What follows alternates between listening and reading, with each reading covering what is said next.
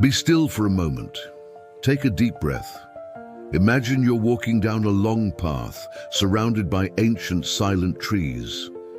The air is cool, and you feel like you're heading towards something you can't name, but your soul recognizes it. That path is you. How many times have you felt like you were living a life that wasn't truly yours? Like you were following a script handed to you by the world, and suddenly the role no longer fits? Carl Jung, the Swiss psychiatrist who explored the depths of the human soul, once said, "Life really begins when you find yourself." But finding yourself is not a sudden act. It's a process, a gentle excavation of the soul, a return to your forgotten essence. Since childhood, we've learned to adapt. We wear masks, or as Jung called them, the persona, the social roles we play to be accepted, loved, understood. And there's no shame in that. The persona is a bridge to the world. The problem begins when we believe we are only the mask. How many times have you smiled on the outside while crying within? How often have you said yes to please others when your soul was shouting no? That inner conflict between what you feel and what you express pulls you away from your true self. Slowly, this disconnection begins to show. Insomnia, unexplained anxiety, an emptiness you can't explain. But these are not signs of weakness. They are whispers from the soul. It whispers through the noise of daily life. It cries out in the silence of long nights. It pleads, "Remember who you are." But this reconnection requires courage, because to find yourself, you must face what has been hidden. Jung called it the shadow. All the parts of you you've rejected, repressed, or judged. The shadow holds your unexpressed anger, your denied tenderness, your forgotten desires. We were taught to be strong, rational, controlled. But what happens to the emotions we aren't allowed to feel? They don't disappear. They become the shadow. And the shadow waits until it's seen. It shows up when we harshly judge others, when we sabotage ourselves without knowing why, when life becomes a repetitive pattern of emotional pain. That is your shadow asking to be seen. And it doesn't come to destroy you. It comes to liberate what was abandoned. So how do we begin integrating it? First, with acceptance. Don't fight what you feel. Observe it. Instead of self-criticism, ask, what is this emotion trying to teach me? Then, with presence, sit in silence. Let your soul speak. Most of the time, we don't need answers. We need a safe space for truth to arise.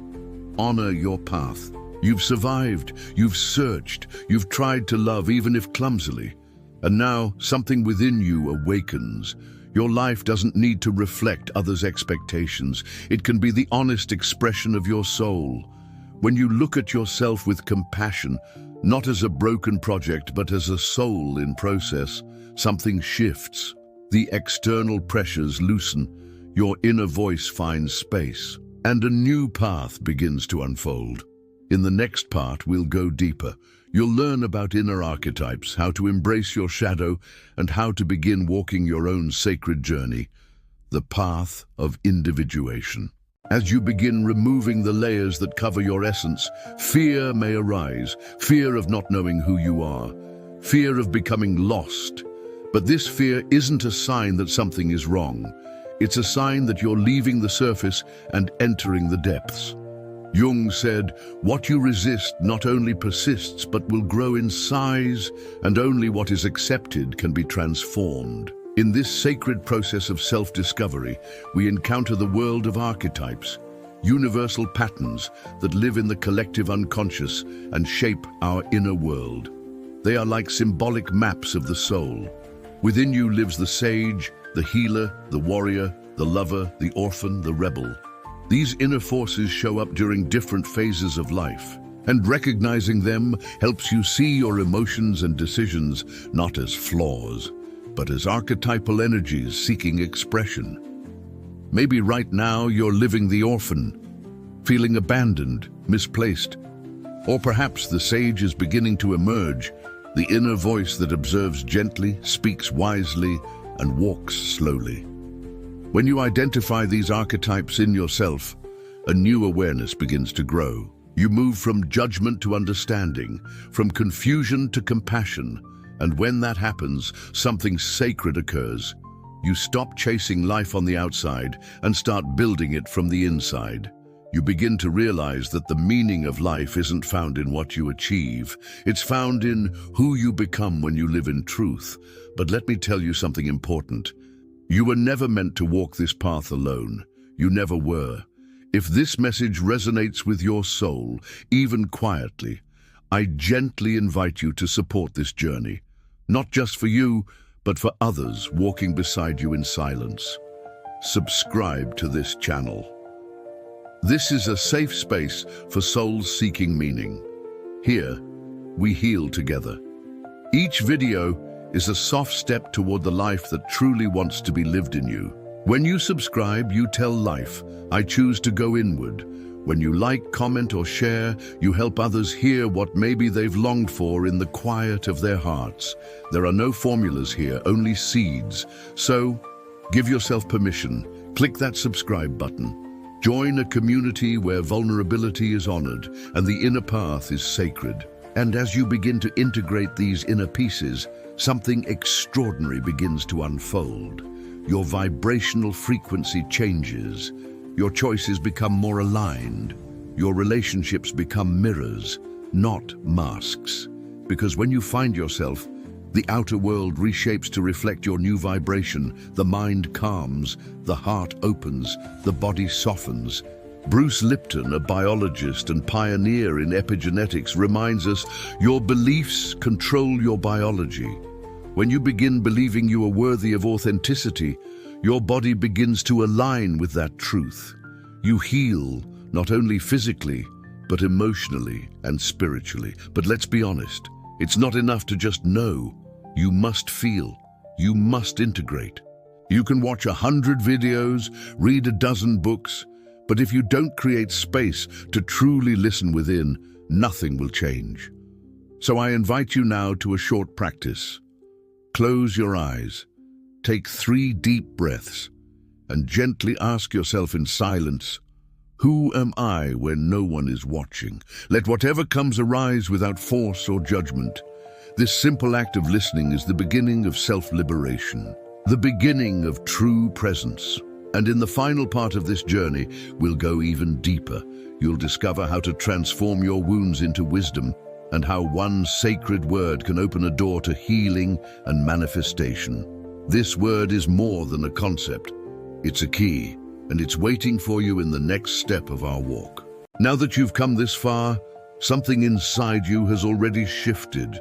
You may not be able to name it yet, but you feel it. Because real transformation is not loud. It's a quiet unfolding, like light slipping through the curtains of your inner world. And it's with this light that we now look at something sacred, your story. Many try to escape the past, to erase traumas, deny pain, forget chapters. But what is rejected continues to live in you, silently influencing your thoughts, choices, and emotions. Here lies one of the deepest truths on the inner path. Your wound is also your power. The scar you carry can become a map. The pain that broke you can become your foundation. The abandonment, the failure, the fear, all of it can be rewritten, not by force, but by consciousness. Jung taught us that we do not become enlightened by imagining figures of light, but by making the darkness conscious. And that darkness, it's not your enemy, it's your passage. It holds the parts of you that were left behind. And when you welcome them, you become whole again. At this stage, something even more profound begins to awaken, your creative power. This is the moment when you stop asking, why did this happen to me? And begin asking, what can I create from this? This is when you move from surviving to manifesting, and not through fantasy, but through energy, vibration, and awareness. Joe Dispenza reminds us the field responds not to what we want, but to who we are. When you shift your internal state, the universe reflects it back. New relationships, new synchronicities, new peace. But there's one word that unlocks this door, a word that seems simple, but holds the vibration of healing and transformation. This word is acceptance. Acceptance is not giving up. It's the conscious decision to stop fighting against yourself. It's looking at your story and saying, this is how it was, and even so, I choose to keep going. Acceptance opens the door to peace. It frees you from comparison, guilt, regret. It gives you permission to move forward, not in denial, but in truth. Maybe your mind is still whispering, it's too late. But your soul has no clock, it has only presence. And it waits. For the moment you choose to see yourself with tenderness and say, I see myself, I forgive myself, I begin again. Now I invite you to help this message reach others. If this video stirred something within you, share that in the comments. Write the word acceptance. Let it be a vibration shared by many. Your voice might be the exact one someone else needs to hear today.